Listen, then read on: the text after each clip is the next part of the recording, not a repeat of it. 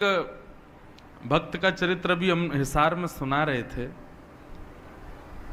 घाटम दास जी, उनका नाम पहले घाटम ही था, दास जी तो वो बाद में बने।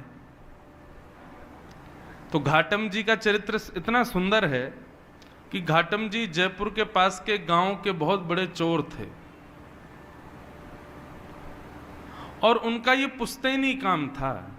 दादा परदादा परदादा सब चोर ही थे, वो भी चोर थे।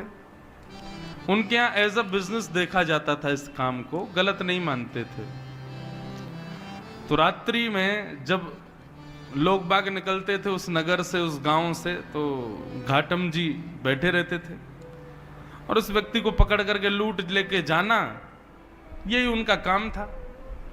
एक बार घाटम जी बैठे थे, देखो भगवत कृपा कैसी, गुरु भी बंधुओं भगवत कृपा से ही आते हैं जीवन में। आप सोचो, जो लोग कहते हैं हम ढूंढ रहे हैं गुरु जी कोई मिल जाए तो बनाएंगे, कभी नहीं मिलेंगे। अपने कर्तव्य कर्मों को आप सुदृढ़ करो, ठाकुर जी कृपा करके अपने आप गुरु भेजेंगे आपके जीवन में। घाटम दास जी का कोई पूर्व संचित कर्म ऐसा रहा होगा जिससे उनको एक दिन रात्रि चोरी करने के लिए जंगल में बैठे थे, तो एक गुरुजी आए, एक संत आ गए। संत ने आकर के घाटम दास जी को जब देखा, ए भाई इतनी रात में तुम क्या कर रहे हो? संत भेष देख करके घाटम दास जी ने उनका हरण तो कुछ नहीं किया, बोले संत इनसे क्या लूं?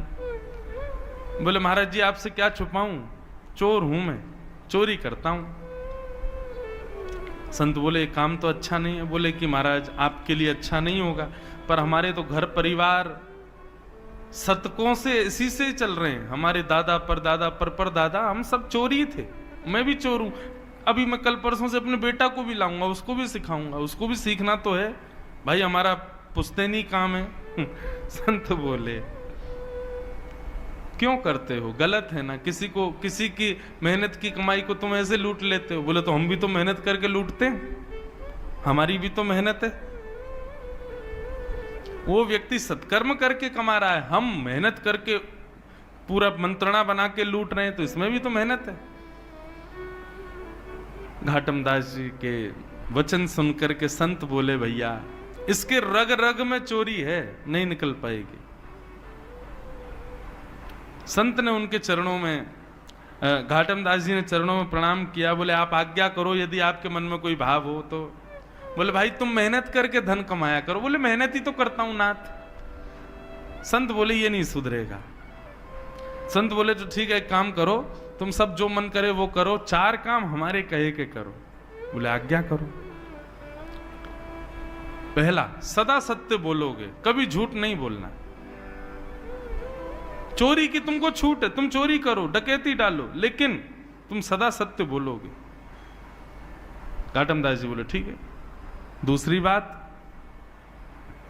साधु संत वैष्णव जब दिख जाएं, जहां दिख जाएं, उनकी सेवा करोगे।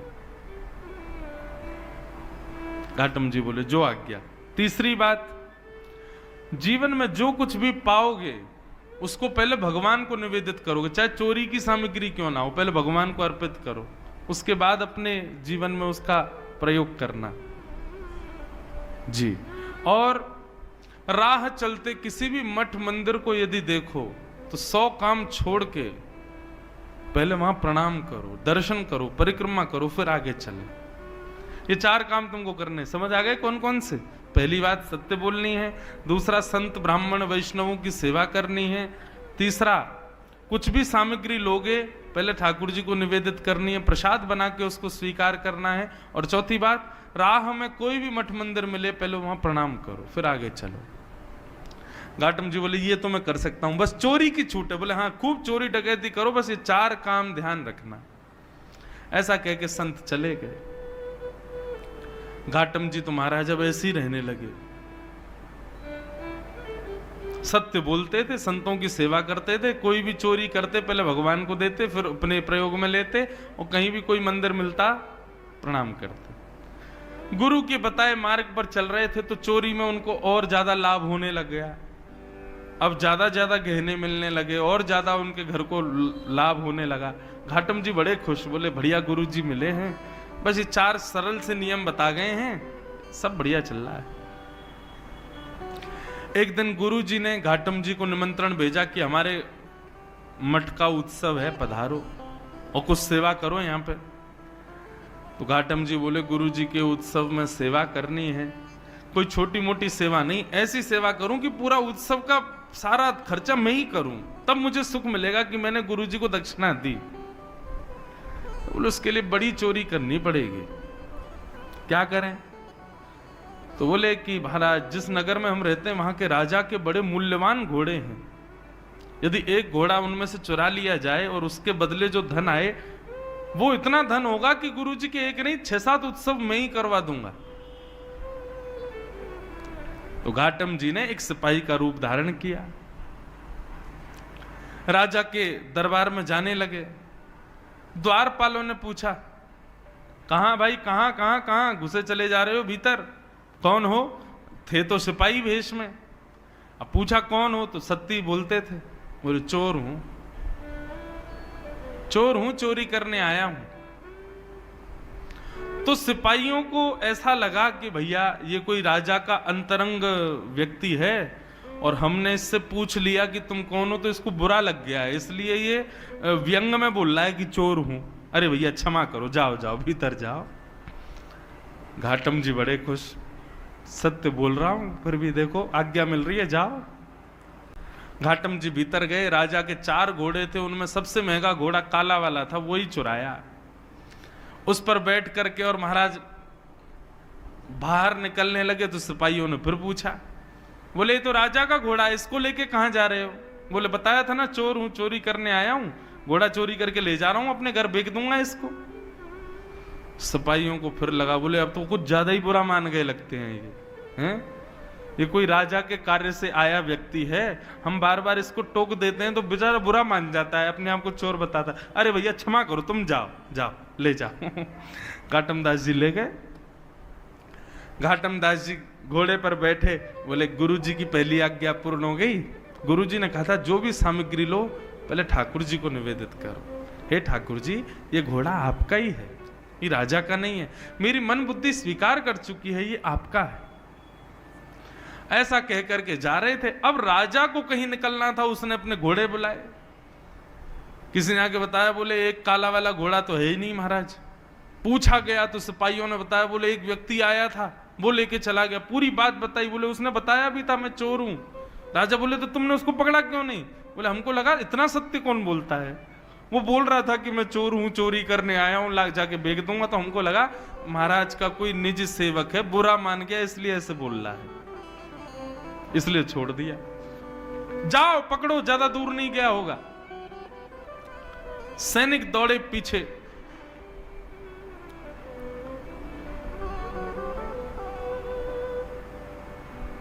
सैनिक पीछे दौड़े।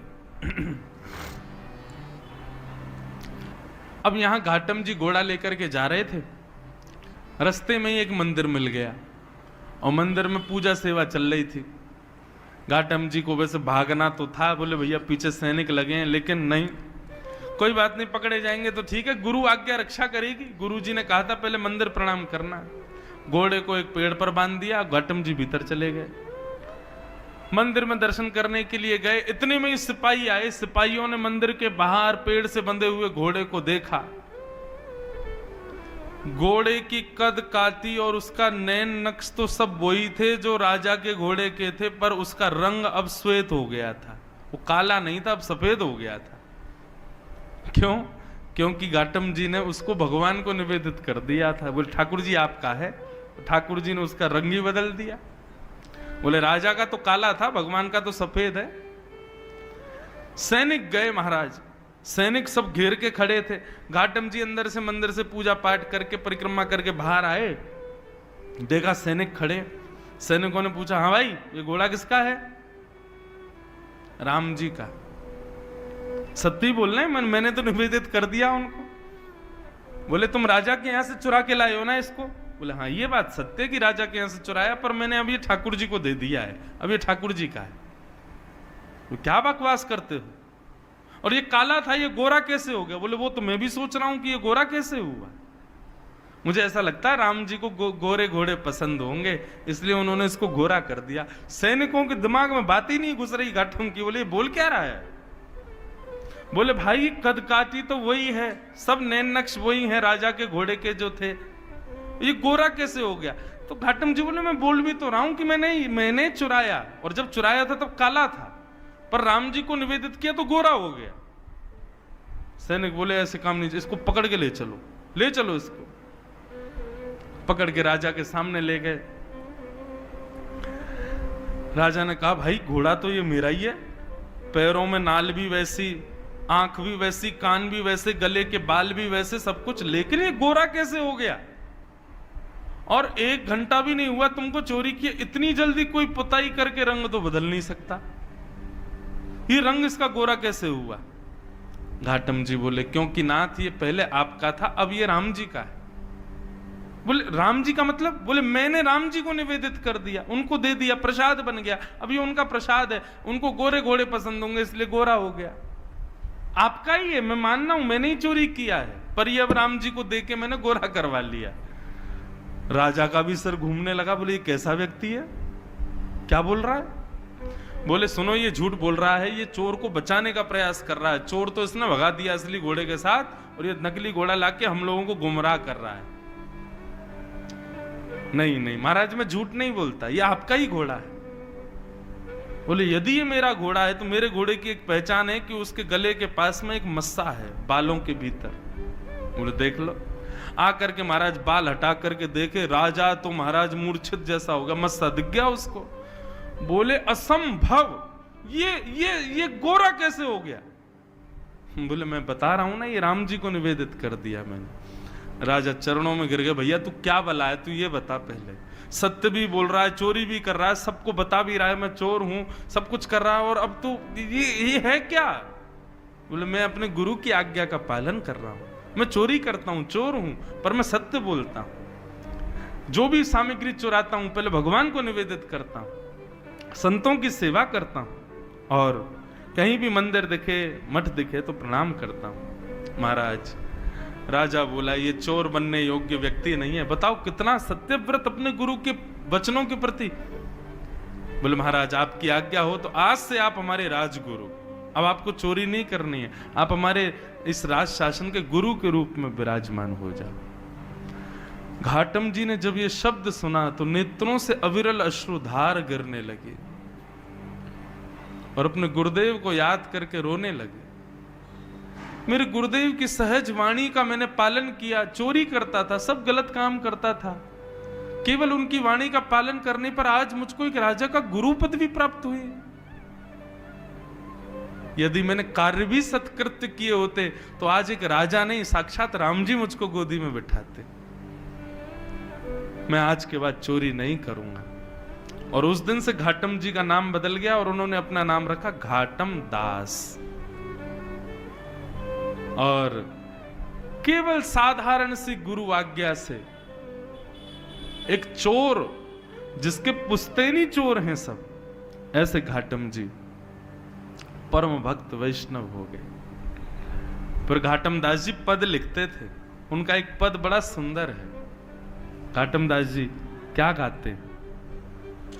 जे नर रसना नाम उचारे, जे नर रसना नाम उचारे। सब लोग ध्यान से सुनना, घाटम जी क्या कह रहे हैं? बोले जो व्यक्ति अपनी जीभ से भगवान का नाम गाता है उसका क्या होता है? केतक बात आप तरवे की, केतक बात आप तरवे की, कोटि पतित निस्तारे, कोटि पतित निस्तारे। जे नर रसना नाम उचारे, जे नर रसना